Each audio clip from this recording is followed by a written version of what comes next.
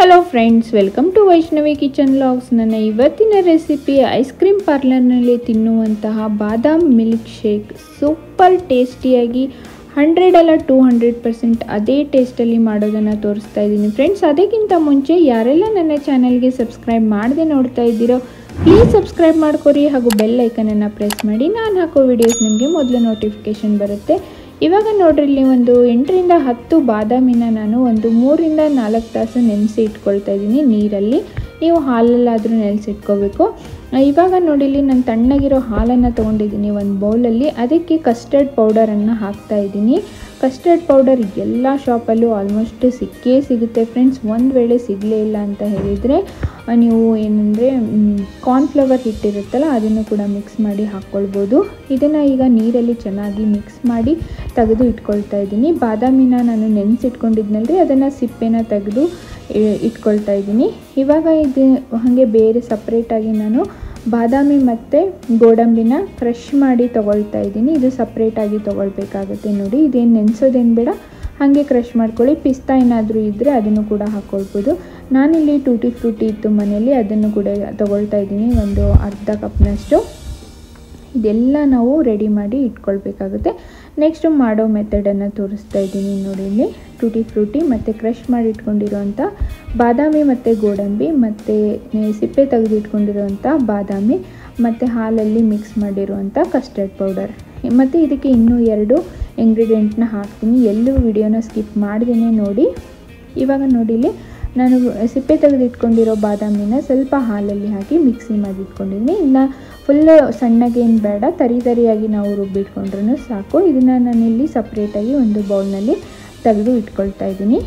ಇವಾಗ ನೋಡಿಲಿ, ಗ್ಯಾಸ್ ಮೇಲೆ ಒಂದು ಬಾಣಲಿನ ಇಟ್ಕೊಳ್ತಾ ಇದ್ದೀನಿ, ಕಡಾಯಿನ.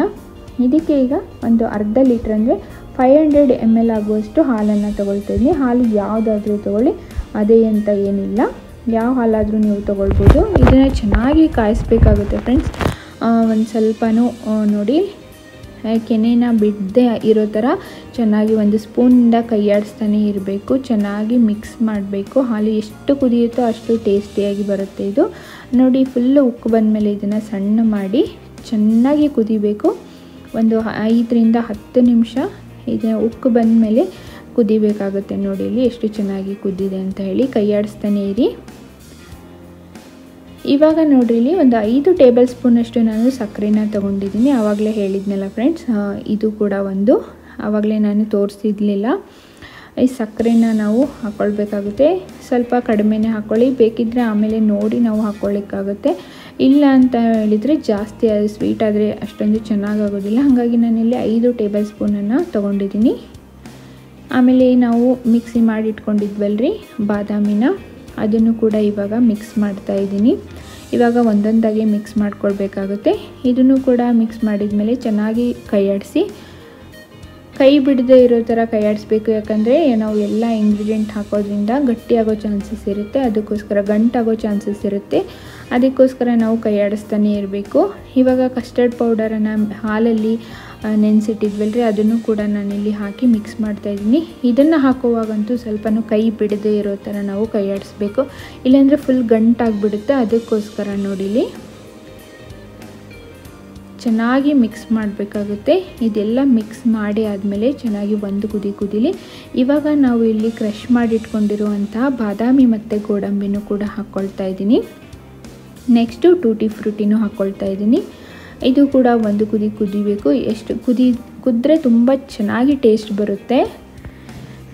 ಇದಕ್ಕೆ ಬೇಕಿದ್ದರೆ ನೀವು ಕೇಸರನ್ನು ಕೂಡ ಹಾಕ್ಕೊಳ್ಬೋದು.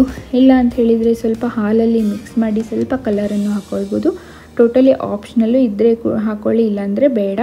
ನೋಡಿ, ಇಲ್ಲಿ ಚೆನ್ನಾಗಿ ಕುದೀತಾ ಇದೆ. ಇವಾಗ ಲಾಸ್ಟಿಗೆ ನಾನಿಲ್ಲಿ ಏಲಕ್ಕಿ ಪುಡಿನ ಹಾಕ್ಕೊಳ್ತಾ ಇದ್ದೀನಿ.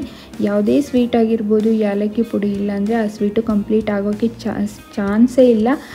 ಅದಕ್ಕೋಸ್ಕರ ಇದನ್ನು ಹಾಕ್ಕೊಂಡ್ರೆ ಫ್ಲೇವರ್ ಮಾತ್ರ ಸೂಪರಾಗಿರುತ್ತೆ. ಕುದಿಯುವಾಗ ಹಾಕ್ಕೊಳ್ಳಿ.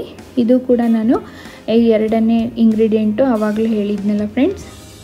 ಇದೆಲ್ಲ ಹಾಕ್ಕೊಂಡಾದ್ಮೇಲೆ ಫೈನಲಾಗಿ ಚೆನ್ನಾಗಿ ಮಿಕ್ಸ್ ಮಾಡ್ತಾ ಇದ್ದೀನಿ. ಒಂದು 5 ನಿಮಿಷದವರೆಗೂ ಚೆನ್ನಾಗಿ ಕುದಿಸ್ಕೊಳ್ಳಿ. ಫುಲ್ ಇದು ಕುದ್ದಾದಮೇಲೆ ಫುಲ್ ತಣ್ಣಗಾಗಬೇಕು. ತಣ್ಣಗಾದಮೇಲೆ ನಾವು ಫ್ರಿಜ್ಜಲ್ಲಿ ಇಟ್ಟು ಇದನ್ನು ತಿಂದರೆ ತುಂಬ ಅಂದರೆ ತುಂಬ ಟೇಸ್ಟಿಯಾಗಿರುತ್ತೆ. ಒಂದು ವೇಳೆ ಫ್ರಿಜ್ ಇಲ್ಲ ಅಂತ ಹೇಳಿದರೆ ನೀವು ತಣ್ಣಗಾದ್ಮೇಲೆ ಹಾಗೆ ಕೂಡ ತಿನ್ಬೋದು, ಅದು ಕೂಡ ತುಂಬ ಟೇಸ್ಟಿಯಾಗಿರುತ್ತೆ. ನೋಡಿ ಚೆನ್ನಾಗಿ ಕುದೀತಾ ಇದೆ, ಇಷ್ಟು ಕುದ್ರೆ ಸಾಕು ಫ್ರೆಂಡ್ಸ್, ಫುಲ್ ಗಟ್ಟಿಯಾಗುತ್ತೆ. ತಣ್ಣಗಾದ್ಮೇಲೆ ಇನ್ನೂ ಗಟ್ಟಿಯಾಗುತ್ತೆ ಇದು. ಆಮೇಲೆ ಫ್ರಿಜ್ನಲ್ಲಿಟ್ಟು ಸರ್ವ್ ಮಾಡಿಕೊಂಡ್ರೆ ಸೂಪರ್ ಟೇಸ್ಟಿಯಾಗಿರೋ ಬಾದಾಮಿ ಶೇಕ್ ನಾವು ಏನಂದರೆ ಐಸ್ ಕ್ರೀಮ್ ಪಾರ್ಲರ್ನಲ್ಲಿ ತಿನ್ನುವಂತಹ ಬಾದಾಮಿ ಶೇಕ್ ಮನೆಯಲ್ಲೇ ಈಸಿಯಾಗಿ ಮಾಡ್ಕೊಳ್ಬೋದು. ನೀವು ಕೂಡ ಟ್ರೈ ಮಾಡಿ ಫ್ರೆಂಡ್ಸ್, ಮತ್ತು ಹೆಂಗಾಗಿದೆ ಅಂತ ಹೇಳಿ ಕಮೆಂಟ್ಸಲ್ಲಿ ತಿಳಿಸೋದನ್ನು ಮಾತ್ರ ಮರಿಬೇಡಿ. ನನ್ನ ವ್ಯೂಸ್ ಇತ್ತೀಚೆಗೆ ತುಂಬ ಕಡಿಮೆ ಆಗಿದೆ, ಅದಕ್ಕೋಸ್ಕರ ಆ್ಯಡ್ಸನ್ನು ಸ್ಕಿಪ್ ಮಾಡ್ದೇ ವಿಡಿಯೋಸ್ ನೋಡಿ ಸಪೋರ್ಟ್ ಮಾಡಿ. ನೆಕ್ಸ್ಟ್ ಒಂದು ಇಂಟ್ರೆಸ್ಟಿಂಗ್ ವಿಡಿಯೋದೊಂದಿಗೆ ನಿಮಗೆಲ್ಲ ಸಿಗ್ತೀನಿ. ಅಲ್ಲಿವರೆಗೂ ಥ್ಯಾಂಕ್ ಯು ಫಾರ್ ವಾಚಿಂಗ್.